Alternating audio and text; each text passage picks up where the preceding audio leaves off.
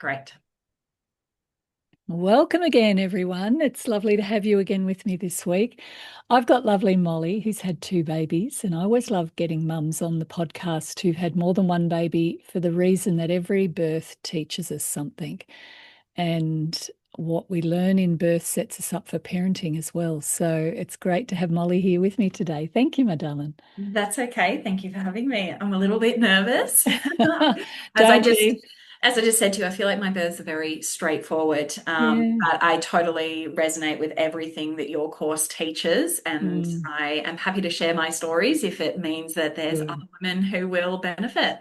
Yeah, I think it's important we hear straightforward stories as well as complex stories because Yep. we don't know what's ahead. But our heads are often so full of complex stories that it's nice for women to hear about a story that's of a birth or two births in your case that have Yep. been very straightforward and non-complex. Yeah. Yep. So, Molly, tell us how you're feeling about the idea of giving birth with number one, and then tell us about your preparation.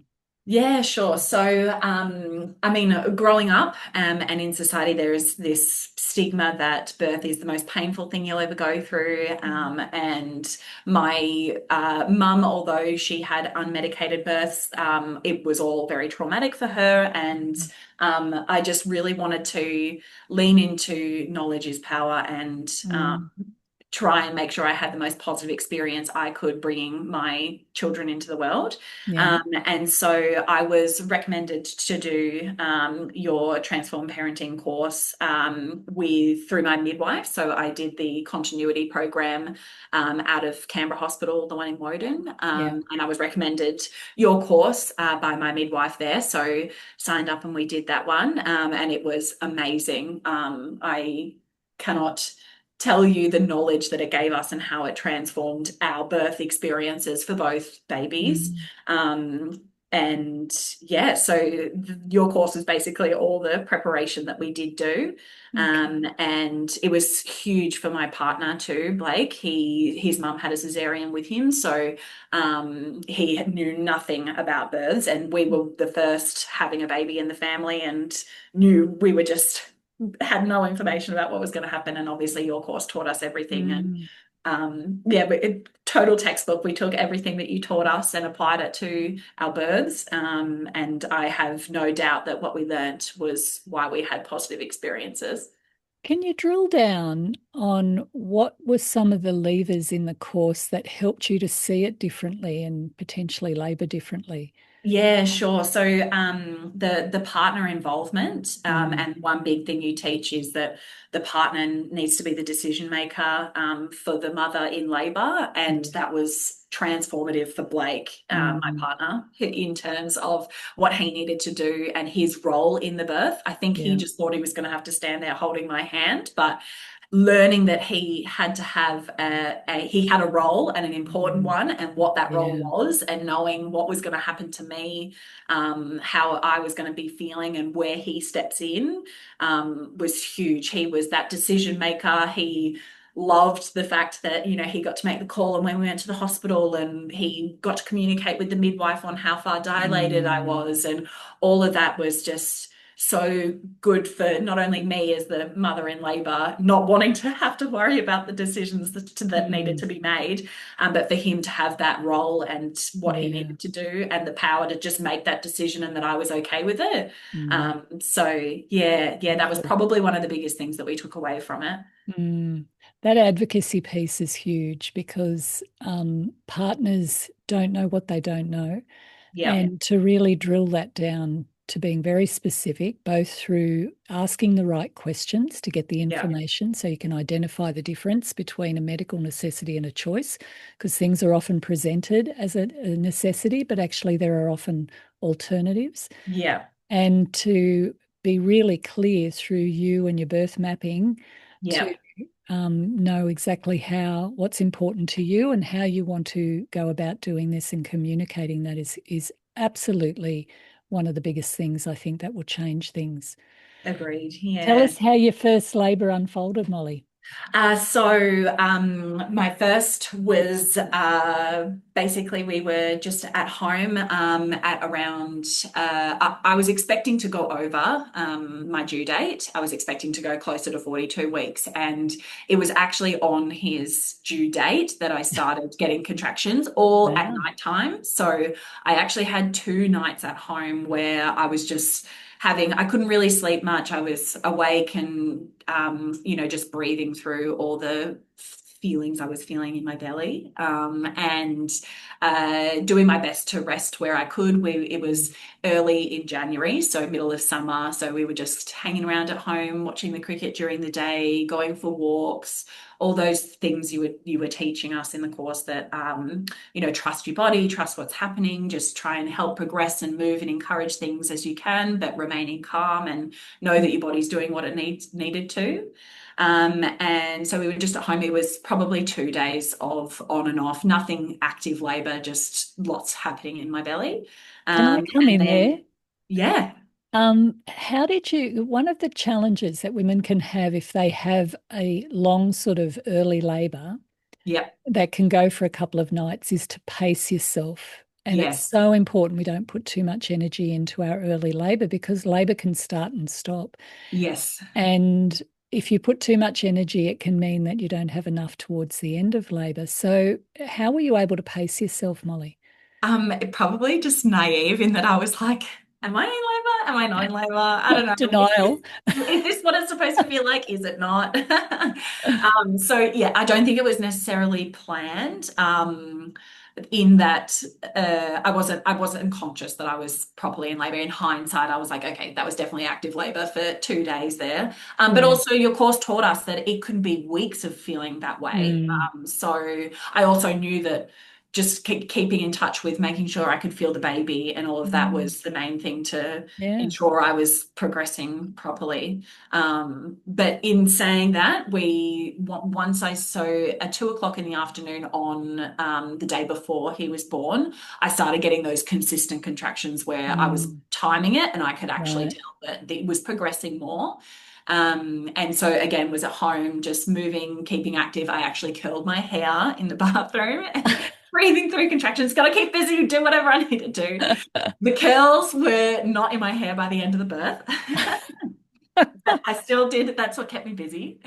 So I we had a had friend the, who had a bikini wax in her labor oh because she wow, just, I know, I mean, she went out and got a bikini wax because she just couldn't bear the idea that that she was she was hairy. too bushy for a birth.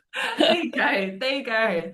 So no, I curled my hair. That was my beauty regime to give Yeah. birth. And so yeah, we had the midwife come out to the house, and she measured and confirmed I was 4 centimeters. And it wasn't until that Mm. point that we realized we're actually definitely in labor and this is happening now. Mm. And so yeah, very fortunate that we had that continuity program Yeah. and the midwives were able to come out to us.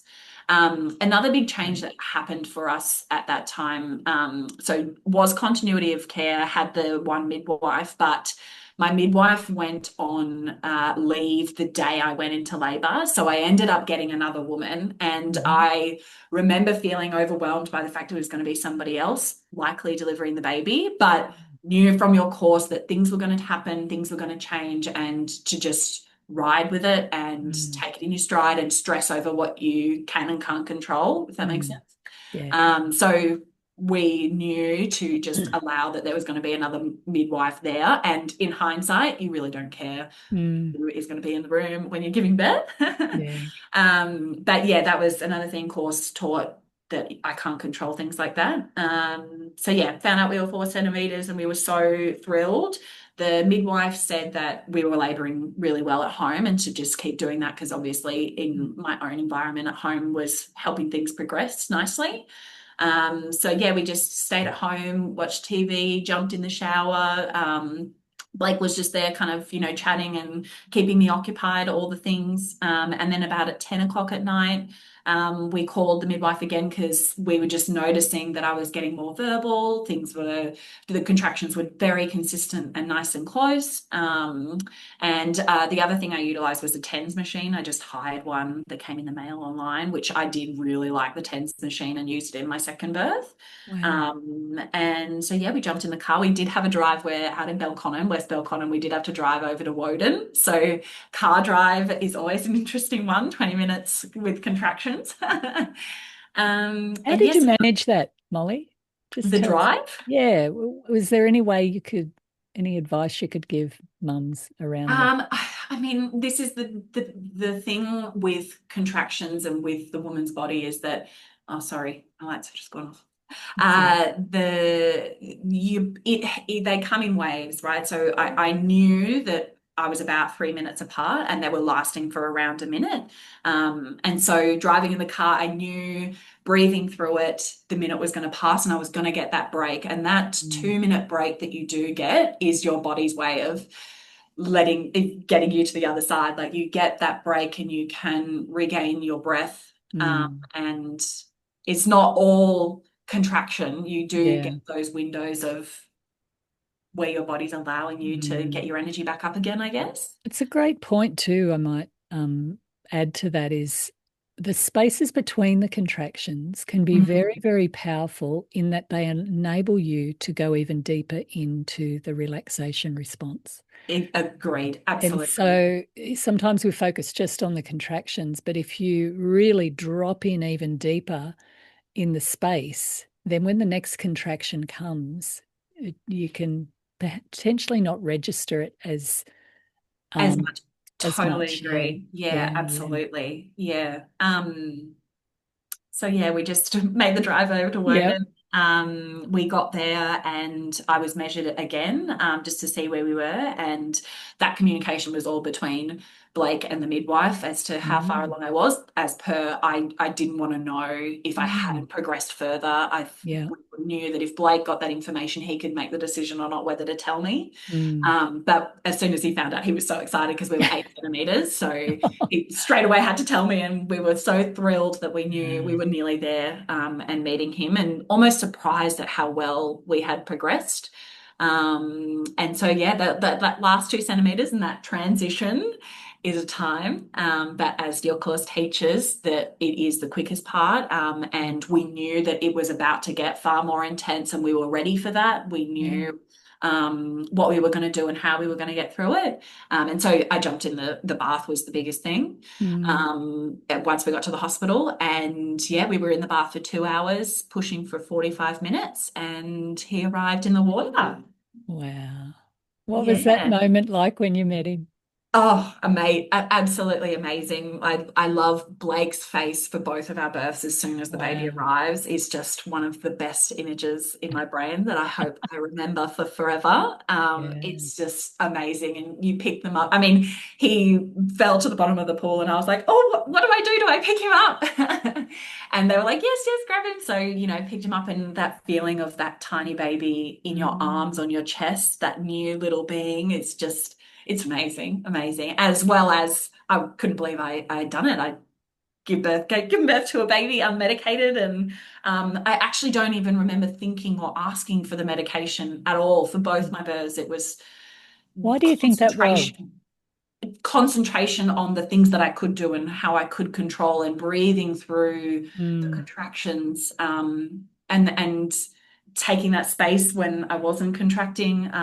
Yeah. It just wasn't in my mind. I knew that I had other tools first to get myself through, and as well as the support around me. I knew Mm. everybody was there to make sure the baby arrived safe. And all I had to do was focus on making it through those Mm. contractions, keeping my jaw loose, all of those things that we learned in your course. I had so much knowledge to get myself through. I never had to think of the other things. I think Mm. everybody knows, or this stigma that birth is the most painful thing you'll ever go through. So people get to that point and they're like, give me the medication to help. And there's Mm. so many other tools to use to get through a birth Yeah. without needing medication. Yeah. Yeah. Yeah. How would you describe the sensations, Molly? Tightenings. I did send you through. I've had an email draft saved in my emails for 4 years now, of our birth story for Yeah. Dustin that I typed up after his story, and I've been meaning to send it to you for a long time, but have just never felt the time was right. Mm, And in that, I talk about how I don't feel they were contractions; they were tightenings, mm, and it was the what my body was supposed to do, yeah. to open that cervix and bring the baby through. Mm, beautiful. Yeah. So, how are you feeling with baby number two then? Were there Uh, any changes, any things you wanted to do differently, or what was going on? yeah, so my biggest thing that I learned with my daughter Mia, who was my second, was definitely that lead up towards the birth. It was far, I think for Dustin, my son, my first one, I was expecting to go to 42 weeks. Mm, And then he arrived at 40 and 2. And then with Mia, I was feeling and waking through the night from pretty much 30 weeks, 38 weeks onwards with just some tightenings, nothing quite as intense as Dusty, but it mm, was just all moving and happening earlier. And so I was pretty much waiting with bated breath to go into labor from 38 weeks. And then her due date came and went, 40 and 2, which was when Dusty was delivered, came and went. And I was so in my head about why the baby wasn't there. How am I carrying right. my second longer than my first? I didn't, Yeah. this is one thing that I just thought my first would come quicker than my second, but she Yeah. didn't. Yeah, that's a really interesting point. And one of the struggles that we have when we get attached to ideas around when babies should come is the antithesis of the surrender state, what I call birth readiness, where you get to the point where you're just like, oh, whatever, I can't control this. I'm just going to let go and let happen. Yes, And it's that, why isn't she here? Why, will I be induced? And these are some of the mindsets and the things that knock at our complex brain, our mind's door, that can prevent us from really letting go. We don't know what starts labor. We don't know if it's the baby or the mother, but I think it's a dance between the two. And I think there's this period of time leading up to a birth where women have got to, they know they're about to walk into the mystery. They know that they can't control this. At best, they can influence it. And there's a part of them that's got to surrender into that. And if they don't surrender into that, then the birth invites them to surrender. And if they don't surrender into the birth, then parenthood yes, demands they surrender. yes, It's part of the lessons that set us up for parenting. Do you yes. think, does that resonate with you? Absolutely, absolutely. Mm, And in hindsight, with Mia's birth, and sorry, the leading up to her birth, yeah. I was not letting go enough. Yeah. As I said, I Funny. could not believe I was carrying my second longer than my first. Mm, How could that be? But it absolutely can be. And each baby is different. Just because my body did yeah. it one way one time doesn't mean it's going to be the same the next. No. Yeah, You are yeah, not giving birth to a piece of meat, my darling. You're giving birth to a human soul, and they play a role. What are they here to absolutely. teach us? There's Absolutely, this yeah. dance that goes on. That's it. Yeah. And Mia is a very independent young lady, and She'll I'm do it in sure her time, in her exactly, way. She won't be told. exactly, very much so. There you go. There's a connection. Yeah. So, So what ended up happening? I ended up having a stretch and sweep at 40 and 5. Yeah. And in hindsight, again, having the stretch and sweep, it was confirmed I was already 3 centimeters dilated Oh, when I had wow. that stretch and sweep. Yeah. So all those tightenings and things that have been happening since 38 weeks were Yeah. working. And I wish crystal ball I could have known how it would have unfolded if I didn't have the stretch and sweep. But maybe I needed to have that to, I don't know, tell her, hey, knock, knock, knock, it's time to come out. So yeah, 30 and 40 and 5 had the stretch and sweep, and I instantly, as soon as I'd had the stretch and sweep, knew that I was in labor. Went for Mm. a walk around the block, that progressed things. Actually had such a beautiful night with Dusty.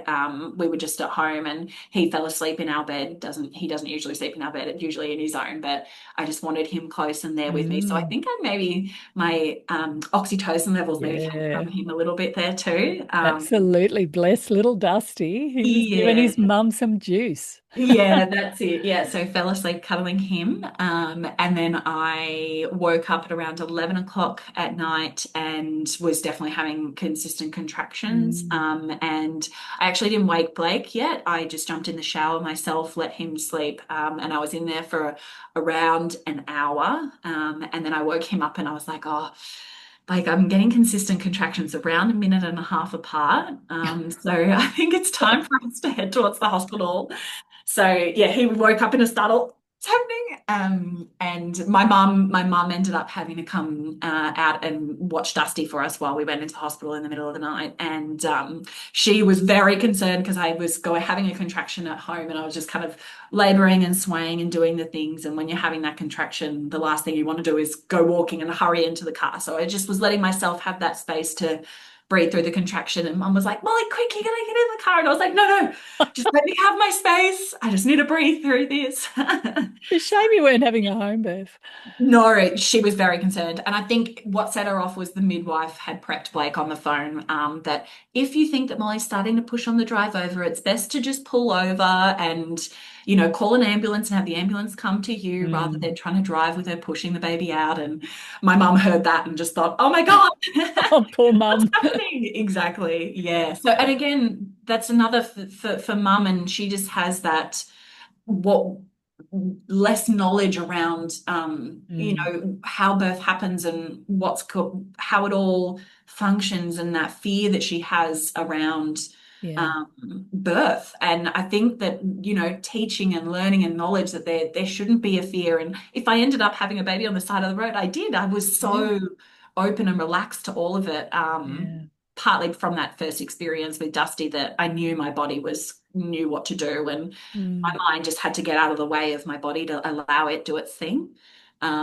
So yeah, and the experience with Mia was pretty much exactly the same. We jumped in the car, got to the hospital, straight in the bath. We were only pushing for 15 minutes, and she arrived in the water again. So very, Wow. very similar, just half the time to Dusty. Wow. Yeah. Wow. Your body got very efficient, didn't it? It did. I know. I know. Like what we do talk about a third, and Mm. wonder what will happen with that. But I'm conscious. So Mia was 9 pound 2, and Dusty was 8 pound 6. So Mm. my babies are Beautiful. bigger. And That's normal. All my yeah, babies were around 9 pound. We think that's big. In yeah, my grandmother's day, 10, 11 was big, yeah, pounds, and they used to go like there was not the induction rates that we have now. So we're not even sure what's big. exactly. Yeah, Yeah. beautiful. And I mean, I could not tell you the difference between 8.6 and 9.2. The baby's a Yeah, baby. absolutely. And yeah, your body just absolutely Mm. knows what to do and how to deliver Yeah. and all that. So Yeah, big babies can be a real fear for women, and I think it's important we understand the physiology and anatomy around that.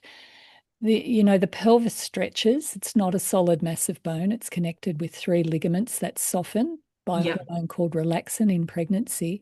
yeah, And then babies' heads mold. They've got these plates and they're connected by soft tissue, and that gives their head the chance to really shrink, like to get compressed in labor. yeah, And so it's not big babies necessarily that get stuck. It's malpositioned babies that get stuck. Little babies yeah. can get stuck. So I like to just demystify that. It is important though that their head is in a good position to sort of descend, because if they're a bit flexed, or sometimes they put their little hand in the way, we can have these little quirks and things that happen in labor that we just can't control. Yes. Yeah. Yeah, So, so on yeah, that, there were a few things I thought to mention. So yeah, please. with Mia, so her head was born, and then because she was that little bit chunkier, Yeah, the midwives actually had to press on my perineum just to give that extra assistance or right. space or room or whatever it did to help Yeah, her shoulder out. yeah, And that again, the midwives are amazing. They've obviously seen it happen many times, and yeah, they knew to push on the perineum, and that helped. yeah, yeah. Yeah, Yeah, and that's another important. thing I wanted to mention and just preface, and I'm not sure, I know that my mum has had relatively straightforward births. I'm not sure if there's a hereditary uh, preface I need to put that, a Yeah. family has had straightforward births. So I feel bad telling a straightforward birth story when I know my family have too. And I guess we've got those big hips and things like that. It's an interesting question, Molly. I've considered that idea too. Like there can be theories, I've used to hear comments like once a cesarean, always a cesarean. So if your mother had cesareans, you're going to have cesareans and vice versa. And I've seen that to be not true. Yeah. Um, and and what we have to appreciate is we aren't our mothers and we're not having a baby with our father. So Yes. it's a different combination of Yes. genetics that are coming through. And we do know that, generational trauma and things like that can pass through generations epigenetically. Having said that, though, you can still have two children and one will take on that and another one won't. So, Yeah. yes, there's a genetic connection, but it's the environment is what switches on the genes. Yes. So, I think it's more a case of belief systems and perceptions and the programs that we hold inside of our subconscious Yeah. that can have a big impact. So, if you've grown up with your mother talking about birth, she had a really difficult birth and she talked to you about it, then you start to take on inadvertently, without any conscious effort, just through osmosis, that permeates your own sort of programming. My mother had a very difficult birth with me in that, I mean, it ultimately was a vaginal birth, Yeah. but it was difficult for her because she had to lie flat in the bed. She didn't have any support. She had no idea what was happening. So she wasn't at all well prepared. But she Yeah. never put that on me. She never, put anything on me about birth and Yeah. how awful it is. I don't ever recall her saying that. And so when I went in to give birth, my belief system was, well, what have I got to do to get the job done? I was just like I was fairly sporty and, didn't see it as a big drama and had, big family. So women Yeah. have done this forever.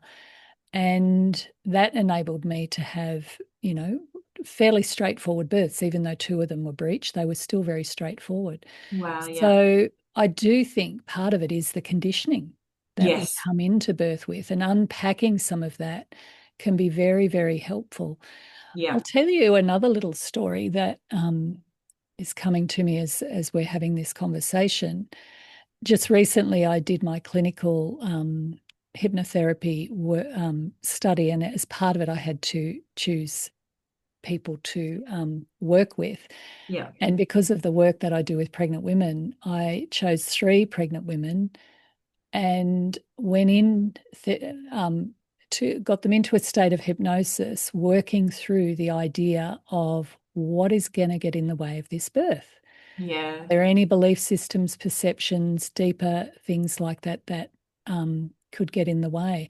And what fascinated me is every woman had a completely different program that you wouldn't have even connected to the birth process. Yeah. However, on some level, that could have potentially got in the way of her being able to birth. Now, the whole three of them went ahead and had, oh, sorry, no, one's still to birth. She's due this month. Have the other two went through and had very straightforward births, and both of them were first time mothers. Yeah. So, that's a very small sample size, but it's an area of fascination for me. What are those beliefs that get in the way of us really being able to surrender?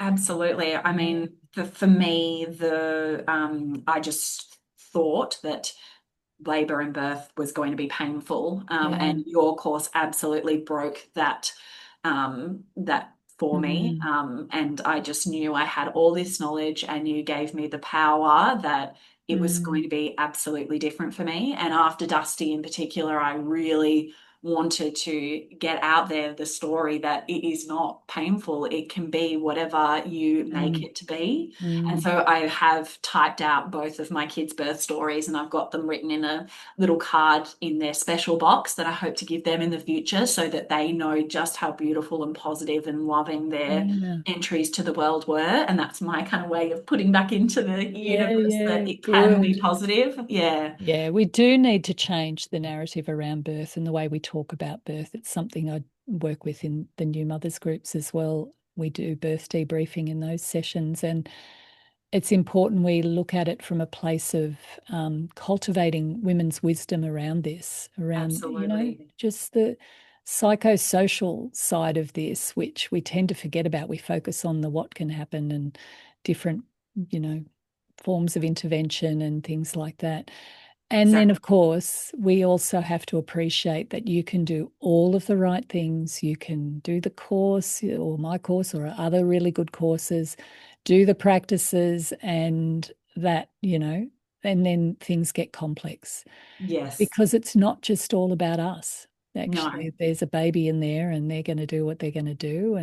And also Absolutely. sometimes the conditions around us can make it more difficult. So there's all sorts of mysterious things that can happen. But I think Molly's story is really highlighting that birth can be straightforward, and we need to hear these stories because Yeah.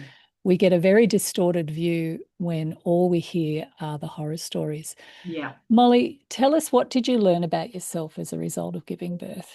What did you Oh, discover I about mean, Molly? how strong I can be when I put my mind to something, and that my body is beautiful and capable of doing amazing things. That's Mm, definitely, I could not, I still can't believe that I had such beautiful, loving birth story, birth yeah. stories, and that my babies came into the world in such a beautiful, loving, happy way, Mm, that I'm so proud of myself that me and Blake were able to do this and have that with us for the rest of our lives. I think that's definitely what it's taught me.